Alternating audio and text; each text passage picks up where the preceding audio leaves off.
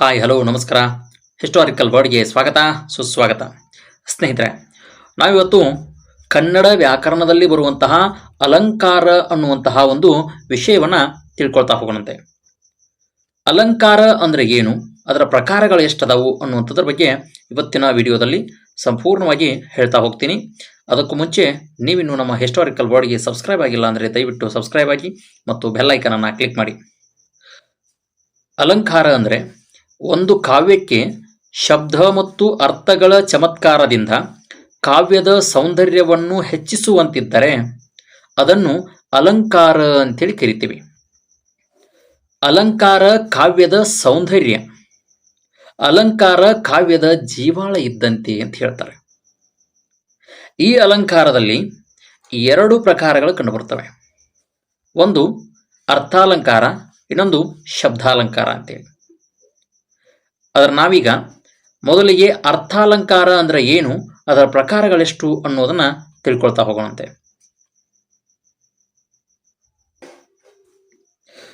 ಅರ್ಥಾಲಂಕಾರ ಅಂದರೆ ಅರ್ಥದ ದೃಷ್ಟಿಯಿಂದ ಕಾವ್ಯದ ಸೌಂದರ್ಯವನ್ನು ಹೆಚ್ಚಿಸುವಂತಿದ್ದರೆ ಅದನ್ನು ಅರ್ಥಾಲಂಕಾರವೆಂದು ಕರೆಯುತ್ತೇವೆ. ಇಲ್ಲಿ ಅರ್ಥವು ಕಾವ್ಯದ ಆಂತರಿಕ ಸೌಂದರ್ಯವಾಗಿದ್ದು ವಿಶಾಲವಾದ ದೃಷ್ಟಿಕೋನದಿಂದ ನೋಡಿದಾಗ ಮಾತ್ರ ಅರ್ಥವು ದೊರೆಯುತ್ತದೆ ಅನ್ನುವಂಥದ್ದು. ಇಲ್ಲಿ ಅರ್ಥದ ದೃಷ್ಟಿಯಿಂದ ಆ ಕಾವ್ಯದ ಒಂದು ಸೌಂದರ್ಯ ಹೆಚ್ಚುತ್ತಿತ್ತು ಅಂತಂದ್ರೆ ಅದನ್ನ ನಾವು ಅರ್ಥಾಲಂಕಾರ ಅಂತೇಳಿ ಕರಿತೀವಿ. ಉದಾಹರಣೆ ಕೊಡೋದಾದ್ರೆ, ಬಡವರು ಸತ್ತರೆ ಸುಡಲಿಕ್ಕೆ ಸವದಿಲ್ಲ, ಶಿವನೇ ಬಡವರಿಗೆ ಸಾವು ತರಬೇಡ. ನೋಡ್ರಿ, ಇದರಲ್ಲಿ ಎಷ್ಟು ಅರ್ಥ ಇದೆ ಅಂತಂದ್ರೆ, ಬಡವರು ಸತ್ತರೆ ಸುಡಲಿಕ್ಕೆ ಸೌದಿಲ್ಲ, ಶಿವನೇ ಬಡವರಿಗೆ ಸಾವು ತರಬೇಡ ಅಂಥೇಳಿ. ಅಂದರೆ ಇಲ್ಲಿ ಬಡವರಿಗೆ ಸತ್ತಾಗಲೂ ಕೂಡ ಅವರಿಗೆ ಆ ಒಂದು ಶವ ಸಂಸ್ಕಾರವನ್ನು ಮಾಡಲಿಕ್ಕೆ ಕಷ್ಟ ಇದೆ ಅನ್ನುವಂಥದ್ದನ್ನು ಬಹಳಷ್ಟು ಆಳವಾಗಿ ಹೇಳಿದ್ದಾರೆ. ಇನ್ನೊಂದು ಉದಾಹರಣೆ ಕೊಡೋದಾದ್ರೆ, ಊರ ಹಂದಿಗೆ ಷಡ್ರಸಾನ್ನವನ್ನಿಕ್ಕಲು ನಾರುವ ದುರ್ಗಂಧ ಬಿಡಬಲ್ಲದೆ ಅಂತೇಳಿ. ನೋಡ್ರಿ, ಕೆಟ್ಟ ಕೆಲಸ ಮಾಡುವಂಥವರಿಗೆ, ದುಷ್ಟಕೃತ್ಯಗಳನ್ನು ಮಾಡುವಂಥವರಿಗೆ ಎಷ್ಟೇ ಒಳ್ಳೆಯದನ್ನು ಹೇಳಿದರೂ ಕೂಡ ಅವರು ಅವರ ಕಾಯಕವನ್ನು ಬಿಡೋದಿಲ್ಲ ಅನ್ನುವಂಥದ್ದು ಈ ಒಂದು ಕಾವ್ಯದ ಅರ್ಥ ಆಗುತ್ತೆ. ಇನ್ನು ಅರ್ಥಾಲಂಕಾರದಲ್ಲಿ 8 ಪ್ರಕಾರಗಳು ಕಂಡುಬರ್ತವೆ. ಉಪಮಾಲಂಕಾರ, ರೂಪಕಾಲಂಕಾರ, ದೃಷ್ಟಾಂತ ಅಲಂಕಾರ, ಅರ್ಥಾಂತರ ವಿನ್ಯಾಸ ಅಲಂಕಾರ, ಉತ್ಪ್ರೇಕ್ಷ ಅಲಂಕಾರ, ಶ್ಲೇಷಾಲಂಕಾರ, ಅತಿಶಯೋಕ್ತಿ ಅಲಂಕಾರ ಮತ್ತು ಸ್ವಭಾವೋಕ್ತಿ ಅಲಂಕಾರ ಅನ್ನುವಂಥದ್ದು. ಈಗ ಒಂದೊಂದನ್ನಾಗಿ ನೋಡ್ತಾ ಹೋಗೋಣಂತೆ. ಉಪಮಾಲಂಕಾರ ಅಂದರೆ ಎರಡು ಸುಂದರವಾದ ವಸ್ತುಗಳ ಮಧ್ಯದಲ್ಲಿರುವಂತಹ ಹೋಲಿಕೆಯನ್ನ ವರ್ಣಿಸುವಂತಹ ಅಲಂಕಾರವನ್ನ ಉಪಮಾಲಂಕಾರ ಅಂತ ಕರಿತೀವಿ. ಸರ್, ಹೇಗದು? ಒಂದು ಉದಾಹರಣೆ ಕೊಡೋದಾದ್ರೆ, ದ್ರೌಪದಿಯ ಮುಖವು ಚಂದ್ರನಂತೆ ಹೊಳೆಯುತ್ತದೆ. ಇಲ್ಲಿ ಹೇಗೆ ಈ ಒಂದು ಉಪಮಾಲಂಕಾರದಲ್ಲಿ 4 ಅಂಶಗಳು ಕಾಣ್ತವೆ. ಯಾವ್ಯಾವ 4 ಅಂಶಗಳು ಅಂತಂದ್ರೆ, ಉಪಮೇಯ, ಉಪಮಾನ, ಉಪಮಾವಾಚಕ ಹಾಗೂ ಸಮಾನ ಧರ್ಮ ಅಂತೇಳಿ. ಉಪಮೇಯ ಅಂದ್ರೆ ಯಾವ ವಸ್ತು ಹೋಲಿಕೆಗೆ ಒಳಪಡ್ತದೋ ಅದನ್ನ ಉಪಮೇಯ ಅಂತ ಕರಿತೀವಿ. ಯಾವ ವಸ್ತುವನ್ನ ಹೋಲಿಕೆಗೆ ಹೊರಗಿನಿಂದ ತೆಗೆದುಕೊಂಡು ಬರ್ತೀವೋ ಅದನ್ನ ಉಪಮಾನ ಅಂತ ಕರಿತೀವಿ. ಅಂತೆ ಅನ್ನುವಂಥದ್ದು ಉಪಮಾವಾಚಕ. ಹಾಗೂ ಉಪಮೇಯ ಉಪಮಾನಗಳ ನಡುವಿನ ಈ ಒಂದು ಕಂಡು ಬರುವಂತಹ ಒಂದು ಸಾಮಾನ್ಯ ಗುಣಧರ್ಮವನ್ನ ಸಮಾನ ಧರ್ಮ ಅಂತೇಳಿ ಕರಿತೀವಿ. ಉದಾಹರಣೆ ಕೊಟ್ಟನಲ್ಲಿ, ದ್ರೌಪದಿಯ ಮುಖವು ಚಂದ್ರನಂತೆ ಹೊಳೆಯುತ್ತದೆ. ಸರ್, ಇದು ಇಲ್ಲಿ ಹೋಲಿಕೆಗೆ ಒಳಪಡುವಂತಹ ವಸ್ತು ಯಾವುದು? ದ್ರೌಪದಿಯ ಮುಖ. ಹೋಲಿಕೆಗೆ ಹೊರಗಿನಿಂದ ತರುವಂತಹ ವಸ್ತು ಯಾವುದು? ಚಂದ್ರನಂತೆ. ಅಂತೆ ಇದೆಯಲ್ಲ, ಅದು ಉಪಮಾವಾಚಕ. ಇನ್ನು ಹೊಳೆಯುತ್ತದೆ ಅನ್ನುವಂಥದ್ದು ಸಮಾನ ಧರ್ಮ. ಇಲ್ಲಿ ಇನ್ನೊಂದು ಉದಾಹರಣೆ ಕೊಡ್ತಾ ಹೋಗ್ತೀನಿ ನಾನು. ನುಡಿದರೆ ಮುತ್ತಿನ ಹಾರದಂತಿರಬೇಕು, ನುಡಿದರೆ ಸ್ಫಟಿಕದ ಸಲಾಕೆಯಂತಿರಬೇಕು. ಇವೆಲ್ಲವೂ ಕೂಡ ಏನಪ್ಪಾ ಅಂದ್ರೆ ಉಪಮಾಲಂಕಾರಕ್ಕೆ ಉದಾಹರಣೆಗಳು ಅಂತ ಹೇಳ್ಬೋದು.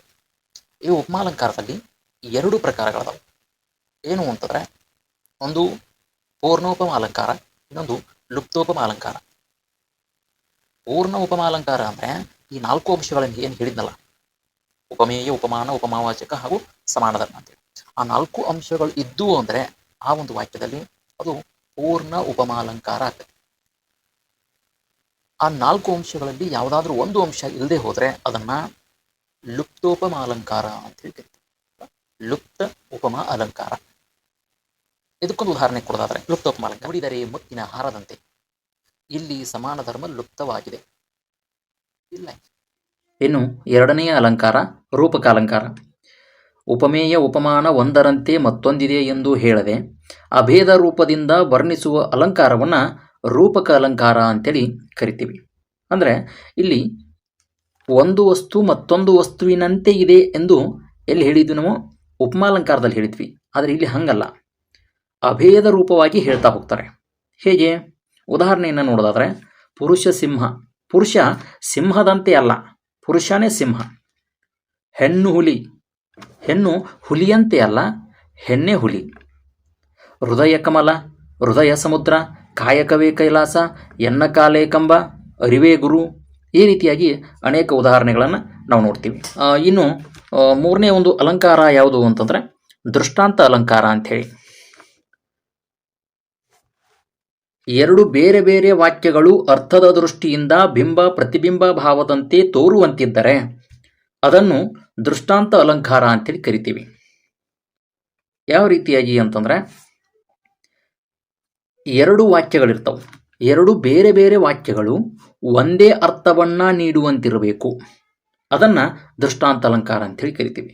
ಹೇಗೆ ಅಂತಂದ್ರೆ, ಉದಾಹರಣೆಯನ್ನು ನೋಡೋದಾದ್ರೆ ಮನೆ ಕಟ್ಟಿ ನೋಡು, ಮದುವೆ ಮಾಡಿ ನೋಡು. ಮನೆ ಕಟ್ಟಿ ನೋಡು ಅನ್ನುವಂಥದ್ದು ಒಂದು ವಾಕ್ಯ, ಮದುವೆ ಮಾಡಿ ನೋಡು ಅನ್ನುವಂಥದ್ದು ಮತ್ತೊಂದು ವಾಕ್ಯ.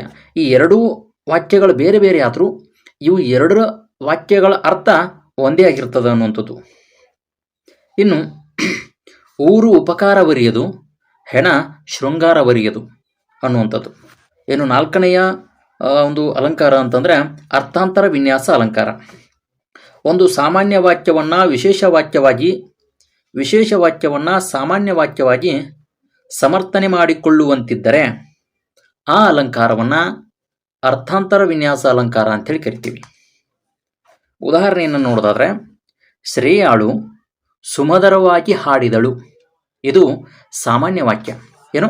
ಶ್ರೇಯಾಳು ಸುಮಧುರವಾಗಿ ಹಾಡಿದಳು, ಇದು ಸಾಮಾನ್ಯ ವಾಕ್ಯ. ಇದೇ ವಾಕ್ಯವನ್ನು ವಿಶೇಷ ವಾಕ್ಯವನ್ನು ಮಗ್ಗಿ ಮಾಡಿದಾಗ ಕೋಗಿಲೆಯಂತ ಕಂಠವುಳ್ಳ ಶ್ರೇಯಾಳಿಗೆ ಹಾಡು ಒಂದು ಲೆಕ್ಕವೇ. ನೋಡ್ರಿ, ಶ್ರೇಯಾಳು ಸುಂದರವಾಗಿ ಹಾಡಿದಳು ಅನ್ನುವಂಥದ್ದನ್ನ ಇನ್ನೊಂದು ರೀತಿಯಲ್ಲಿ ಹೇಳ್ಬೋದು. ಹೇಗೆ? ಕೋಗಿಲೆಯಂತ ಕಂಠವುಳ್ಳ ಶ್ರೇಯಾಳಿಗೆ ಹಾಡು ಒಂದು ಲೆಕ್ಕವೇ ಅನ್ನುವಂಥದ್ದು.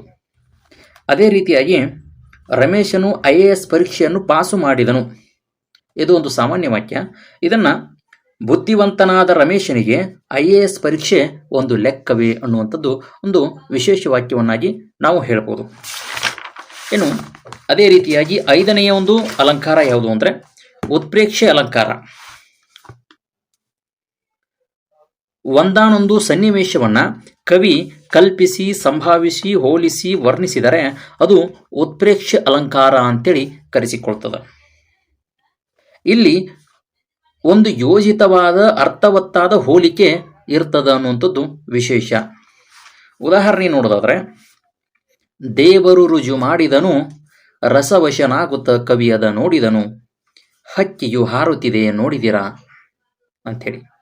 ಅಂದರೆ ಉತ್ಪ್ರೇಕ್ಷೆ ಹೆಚ್ಚಿಗೆ ಹೊಗಳುವಂಥದ್ದು. ಯಾವ ರೀತಿಯಾಗಿ? ಆಕಾಶದಲ್ಲಿ ಯಾವುದೋ ಒಂದು ಹಕ್ಕಿ ಹಾರ್ತಿದ್ರೆ ನಾವೇನು ಮಾಡ್ತೀವಿ? ಹಕ್ಕಿ ಹಾರಾಕತ್ತತಿ ಅಂತೇಳಿ ಹೇಳಿಬಿಡ್ತೀವಿ ಸಾಮಾನ್ಯ ಮನುಷ್ಯರಾದರೆ. ಆದರೆ ಒಬ್ಬ ಕವಿ ಅದನ್ನು ಹೇಗೆ ವರ್ಣಿಸ್ತಾನೆ ಅಂತಂದರೆ ದೇವರು ರುಜು ಮಾಡಿದನು. ನೋಡ್ರಿ, ಆಕಾಶದಲ್ಲಿ ದೇವರು ರುಜು ಮಾಡಿದನಂತೆ. ಇದು ಸಾಧ್ಯ ಇದೆಯಾ ಯಾವತ್ತಾದರೂ? ಇಲ್ಲ. ಆದರೆ ಕವಿಗೆ ಹಾಗೆ ಕಾಣಿಸ್ತದಂತೆ ಆ ಸನ್ನಿವೇಶ. ದೇವರು ರುಜು ಮಾಡಿದನು, ರಸವಶನಾಗುತ್ತ ಕವಿ ಅದ ನೋಡಿದನು, ಹಕ್ಕಿಯು ಹಾರುತ್ತಿದೆ ನೋಡಿದಿರಾ ಅಂಥೇಳಿ. ಈ ರೀತಿಯಾಗಿ ಉತ್ಪ್ರೇಕ್ಷ ಅಲಂಕಾರವನ್ನ ನಾವು ಕಾಣ್ತಾ ಹೋಗ್ತೀವಿ. ಇನ್ನು ಆರನೆಯದಾಗಿ ಶ್ಲೇಷಾಲಂಕಾರ. ಏನಿದು ಶ್ಲೇಷಾಲಂಕಾರ ಅಂತಂದರೆ ಒಂದು ವಾಕ್ಯದಲ್ಲಿ ಹಲವು ಅರ್ಥಗಳನ್ನು ಕಲ್ಪಿಸಿಕೊಳ್ಳುವಂತಿದ್ದರೆ ಅದನ್ನು ಶ್ಲೇಷಾಲಂಕಾರವೆಂದು ಕರೆಯುತ್ತೇವೆ.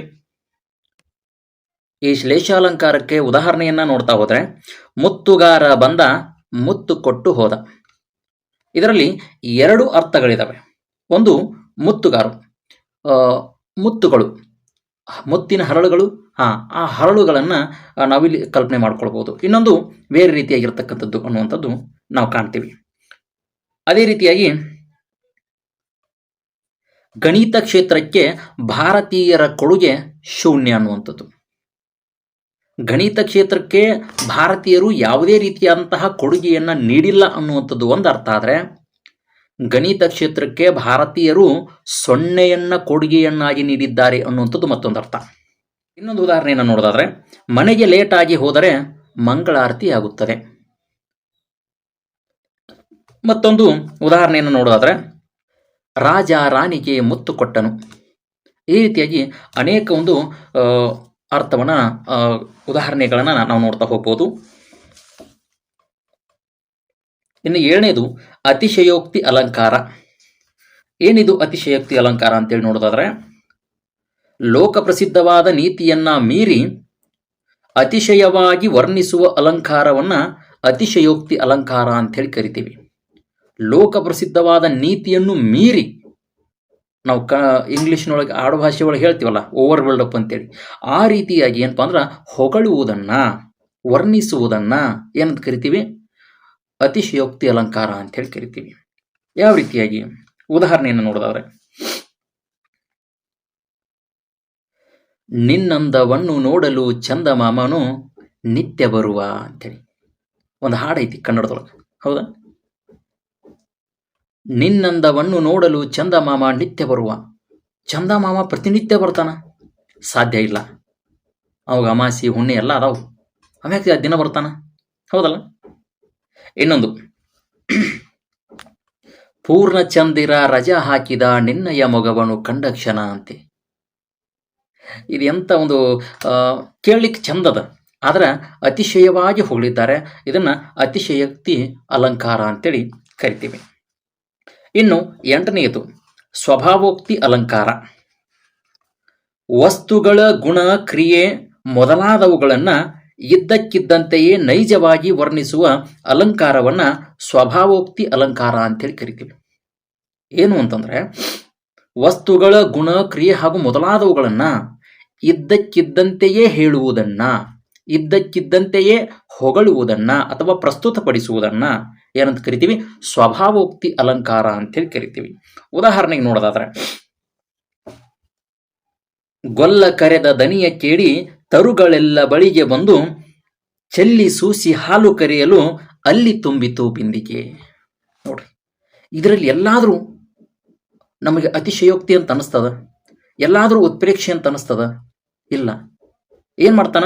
ಗೊಲ್ಲ ಕರಿತಾನ ಹಸುಗಳನ್ನ. ಅವನು ಕರೆದಂತಹ ಧ್ವನಿಯನ್ನ ಕೇಳಿ ಎಲ್ಲ ಹಸುಗಳು ಅವನ ಬಳಿಗೆ ಬಂದು ಹಾಲು ಕರೆದಾಗ ಏನಾಗ್ತದ? ಅಲ್ಲಿ ಬಿಂದಿಗೆ ತುಂಬ್ತದ ಅನ್ನುವಂಥದ್ದು ಇದೊಂದು ಈ ಒಂದು ಅಲಂಕಾರದ ಅರ್ಥ ಅಂತ ಹೇಳ್ಬೋದು ನಾವು. ಇಲ್ಲಿವರೆಗೂ ವಿಡಿಯೋ ನೋಡೋದಕ್ಕಾಗಿ ಧನ್ಯವಾದಗಳು. ಹಾಗೇನೆ ನೀವಿನ್ನೂ ನಮ್ಮ ಚಾನಲ್ನ ಹೊಸದಾಗಿ ನೋಡ್ತಾ ಇದ್ರೆ ನಮ್ಮ ಚಾನಲ್ನ ಸಬ್ಸ್ಕ್ರೈಬ್ ಮಾಡ್ಕೊಳ್ಳಿ ಅಂತ ಹೇಳ್ತಾ ನನ್ನ ಮಾತಿಗೆ ವಿರಾಮ ಹೇಳ್ತಿದ್ದೀನಿ. ಧನ್ಯವಾದ.